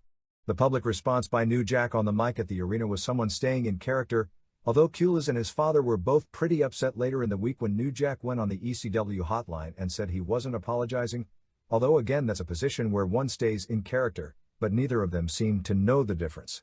About the only difference in Heyman's story and Kulas' story is that Heyman said the Kid asked New Jack to blade him, while their side is that the Kid wanted to blade himself, but New Jack insisted because the Kid had never done it before. Having an experienced wrestler blade a rookie who has never done it isn't as unusual as some people seem to think, and happens as a fairly routine practice on bloody indie groups. Heyman also said that the Kid told him he was 19 and was trained by Killer Kowalski, neither of which was true. The Kid was trained by some local midgets and came to the building with the midgets hoping to do a gimmick match where the fat kid wrestles two midgets, but then the midgets disappeared and he was asked if he wouldn't mind working against the gangstas, while the father said everyone knew his son was 17. The combination of the amount of blood, the fact that the authorities nearly arrested the father later that night in the hospital for child abuse, not believing the story that he was cut so deeply in a pro wrestling match, the age and lack of training of the Kid, the reaction of New Jack at the building, New Jack's own track record, all turned it into an emotionally charged issue. The family has no plans to take any legal action in the incident, and truthfully, in their own way seem to be enjoying their 15 minutes of fame. House shows this weekend were November 29th in Downingtown, Pennsylvania, and November 30th in Bensalem, Pennsylvania, before 679 and 250 respectively. First night was said to have been a really good show with a hot crowd. Second night was said to have been a bad show, lasting only 90 minutes, with the only highlight being a Rob Van Dam vs. Chris Candido match, and fans leaving complaining about the lack of blood, live by the sword, and how short the show was. Sandman beat Raven in both main events. Taz missed the second show with a high fever, but they announced it before the show and offered refunds. They are coming out with Blue World Order t-shirts probably as soon as this coming weekend. Stevie Richards, Blue Meanie and Supernova continue to do the BWO gimmick, taking over during one spot on every show. They are also coming out with ECF and W foam hands, in which the middle finger is the one that shows, which is sure to be an item confiscated at WWF and WCW television events in a town near you. Big Dick Dudley, Alex Rizzo, is currently in jail on a probation violation. They are expecting him to be released after a hearing on January 8th. They did a TV angle where he was arrested based on the fact there was a good chance he'd go to prison, but when his lawyer told them it wasn't going to happen, they brought him back on the November 16th ECW Arena show to moonsault Joel Gertner. But it did happen after all. Paul Heyman said he's looking at either March 2nd or March 30th as potential dates for the first pay-per-view show. March 30th is Easter Sunday, but they can get a favorable deal if they take the date, and truthfully, if it's held at night, that shouldn't be a negative, as wrestling has a long history of drawing some of its best gates on holiday evenings. The plan is to run a 2.5-hour show starting at 8:30 p.m. December 6th in Jim Thorpe, Pennsylvania. Has Sandman and Gangstas vs. Raven and Eliminators, Shane Douglas vs. Tommy Dreamer for the TV title, Chris Candido vs. Mikey Whipwreck 2 of 3 falls, Pitbull No. 2 vs. D. Von Dudley, who they are billing as undefeated, as whenever he loses, Joel Gertner runs in and announces him as the winner anyway, and Brian Lee vs. Louis Spicolli. Here and there. Sandy Barr on his November 24th television show aired a video of his son Art and began singing a song that he said he used to sing to him when he was little, mentioning it had been 2 years since Art died. Bart Sawyer is now back wrestling for Bar's Kusa Group. The province of Manitoba has deregulated pro wrestling. A newspaper called Grip ran a story about former pro wrestler Steve Musselin, Steve Travis, who was the wrestler who introduced Dr. George Zaurian to strength coach Bill Dunn, who turned into the government's key witness in the Zaurian trial. Musselin blamed drug addictions for killing his best friend, Former wrestler Rick McMahon said his own drug addictions led to his 1986 auto accident that left him paralyzed and killed someone in another car, which caused him to spend 8 months in prison. The story was a basic expose, talking about doing jobs, selling, blading, drug use, etc. He said that Hulk Hogan used to room with McGraw on the road, and Rick told him the two had a ritual that every morning before they went to the gym they would pop speed or do a line, and the Hulkster would pop a syringe, steroids, into each tricep. AWF will be taping on December 15th at Treasure Island near Las Vegas. Century Wrestling Alliance on December 6th in Chelsea, Massachusetts, with Kevin Sullivan vs. Tony Atlas and Cash Money Boys vs. Bushwhackers. UFC will be doing a taped pay-per-view show on New Year's Eve from 7 p.m. to 1 a.m. showing the best matches of the past 3 years. The 4 matches never before shown are alternate matches that haven't made the air in the past. Kevin Jackson won a wrestling gold medal in the 1992 Olympics and World Championships in 1994 and 1995 is a likely entrant in the first under 200-pound UFC tourney on February 7. In addition, there is at least one Japanese pancrase fighter under consideration, whom I'm assuming is Yoshiki Takahashi. WCW. Nitro on December 2 from Dayton, Ohio drew a sellout of about 3,800, paying $52,383. It was one of the hottest crowds to date on Nitro, which is saying something because they didn't give them much to be hot about. Nitro now starts at 7:55 p.m. each week to counter Raw's 7:57 p.m. start. There were a bunch of meaningless squashes on the show with a few exceptions. Glacier returned, basically doing his ring entrance complete with laser show. The ring entrance is cool. Match itself only went 1 minute.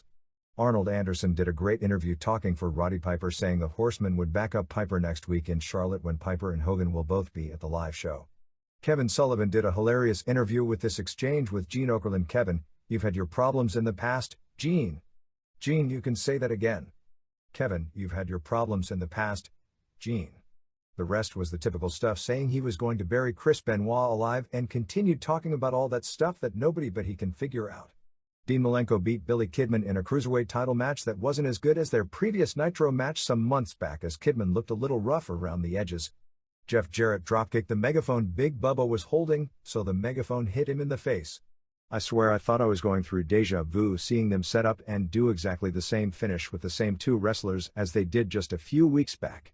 Thank God the NWO came out at that point to save a really boring show. I don't know what percentage of the insider stuff Scott Hall and Kevin Nash talk about that the average fan can figure out, but it was hilarious.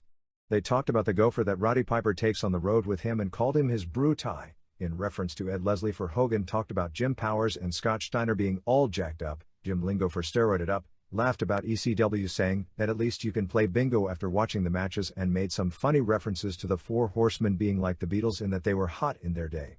Eric Bischoff seems like he's having way too much fun, but it comes off as a negative to the angle.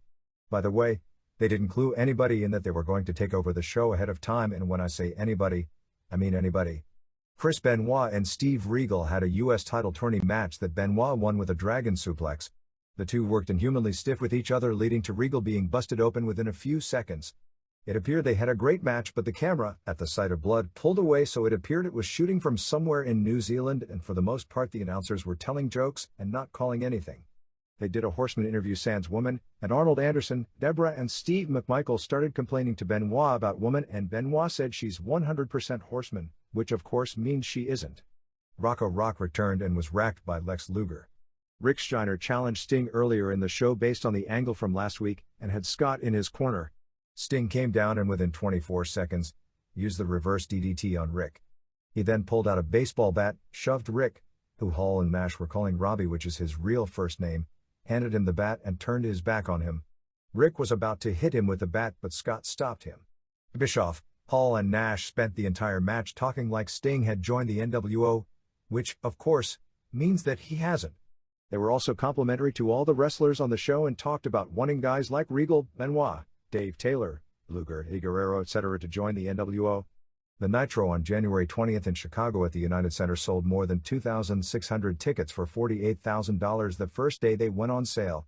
Tickets were supposed to go on sale for Starrcade on November 29th, however there was a computer failure which wiped out the seating chart, so tickets don't go on sale until December 6th. Rey Mysterio Jr. vs. Jushin Liger is confirmed for that show. Hiroyoshi Tenzan and Masahiro Chono are scheduled for some dates in January. Yuji Nagata, who is a hell of a worker, is scheduled to come to WCW for all of 1997, similar to the Kurosawa deal. This guy is 10 times the wrestler Kurosawa is, which, given WCW's track record, means he'll get 1/10 the push. They are attempting to get some Mexicans back on Nitro for December 9th and/or December 16th.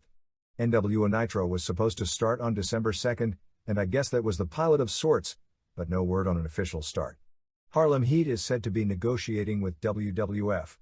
Ultimo Dragon's plan now is to start full-time with WCW except for maybe 2 Japan tours per year and a few dates in Mexico, in February. The WCW hotline has talked about Kimono Wanalia coming in. They also talked about Raven coming in, but that was a 100% work. Gene Okerlund was looking for a name to use because the scam about a wrestler jumping promotions usually does well, and hotline business has sagged a great deal of late, down 40% according to one source. So he made up the story and someone else came up with the idea that Raven would be a good name to use. On TV they talked about Sting being rusty since his match with Rick Steiner was his first match Super Brawl, which would be true if you ignore that Sting has worked at most of the house shows.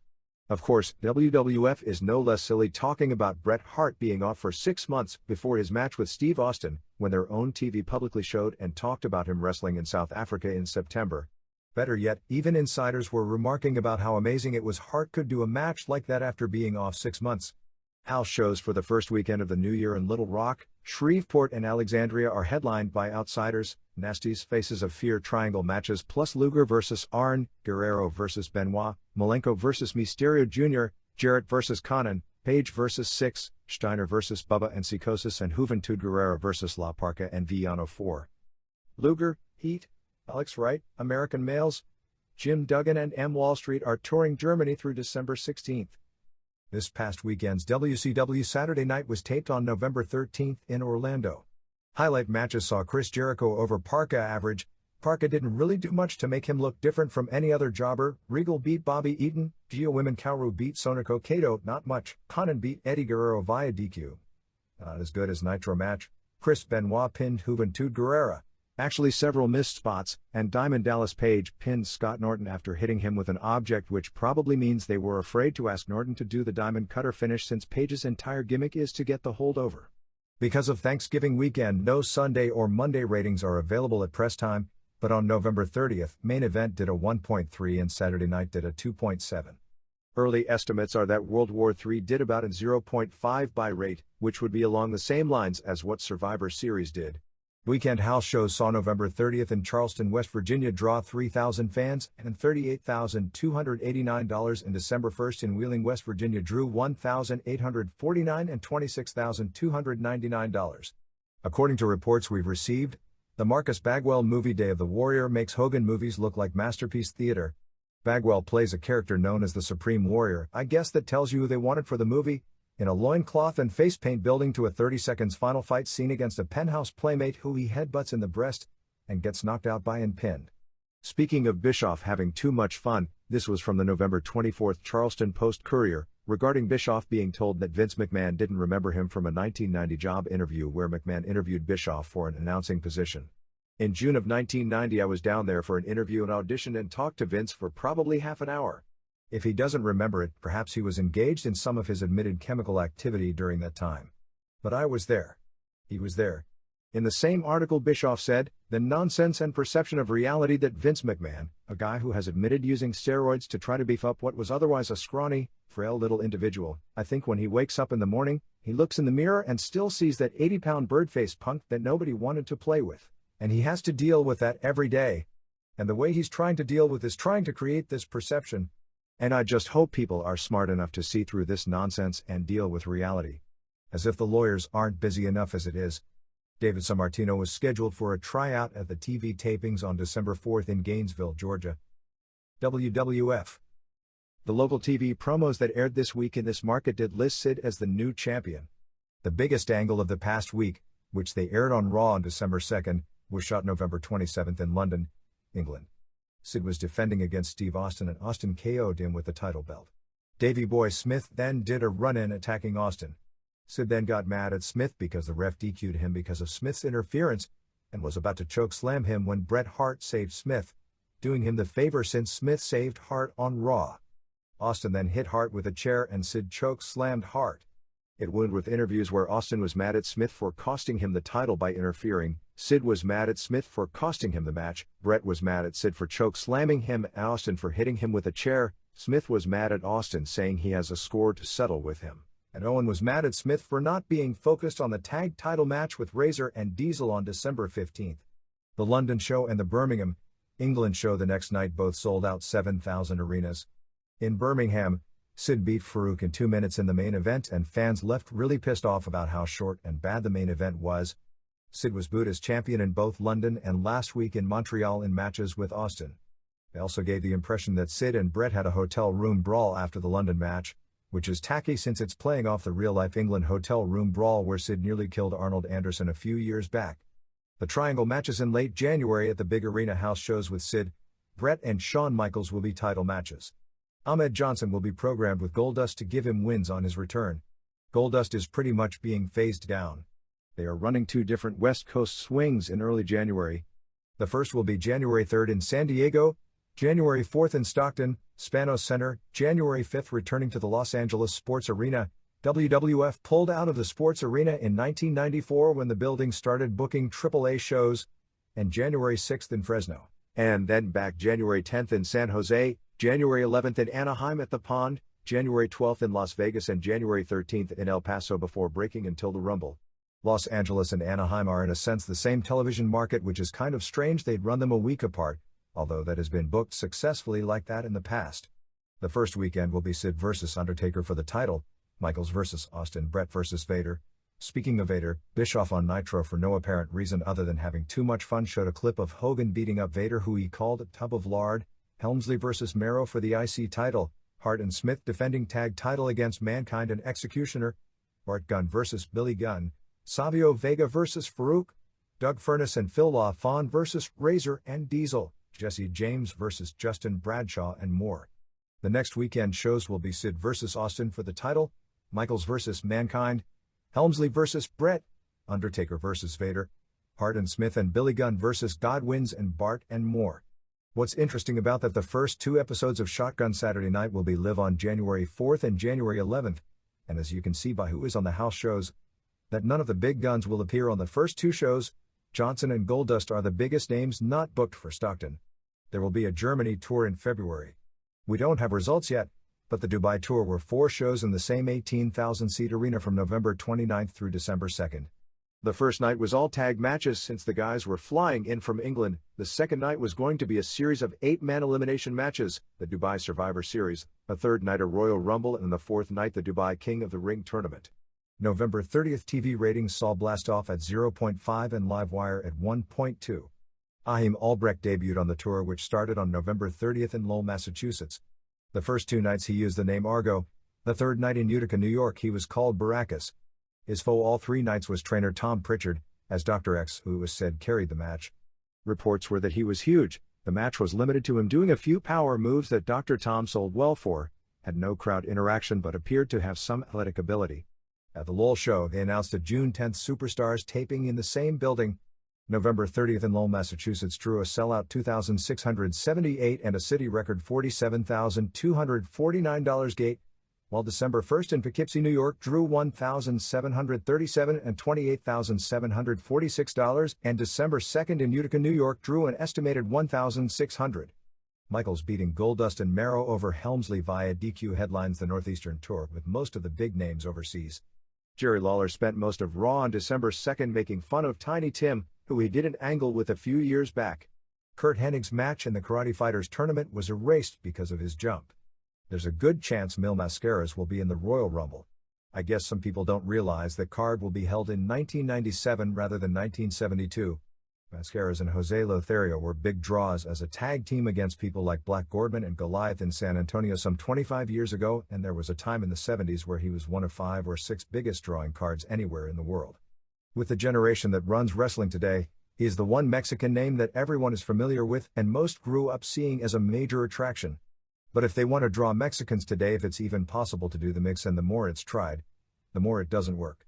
It did work in the 50s, 60s, and 70s in Texas, but that was also when the Mexicans were used as babyfaces on top and they virtually always won their matches, which is the main reason Mascaras got over in his generation, far bigger than Conan, Juventud, Mysterio Jr., etc. are getting over in their generation. The guys to use today from AAA, if it would be possible to use anyone from that company to sell tickets, would be Octagon and Perro Aguayo. Not that they'd be able to work, but at least they are names that were over in this decade. Wednesday night wrestling on the Spanish International Network from the Olympic Auditorium is a thing from the 70s. Mascaras meant nothing in San Antonio by the early 80s, let alone the late 90s. This is the end of this conversion. Be sure to comment and subscribe.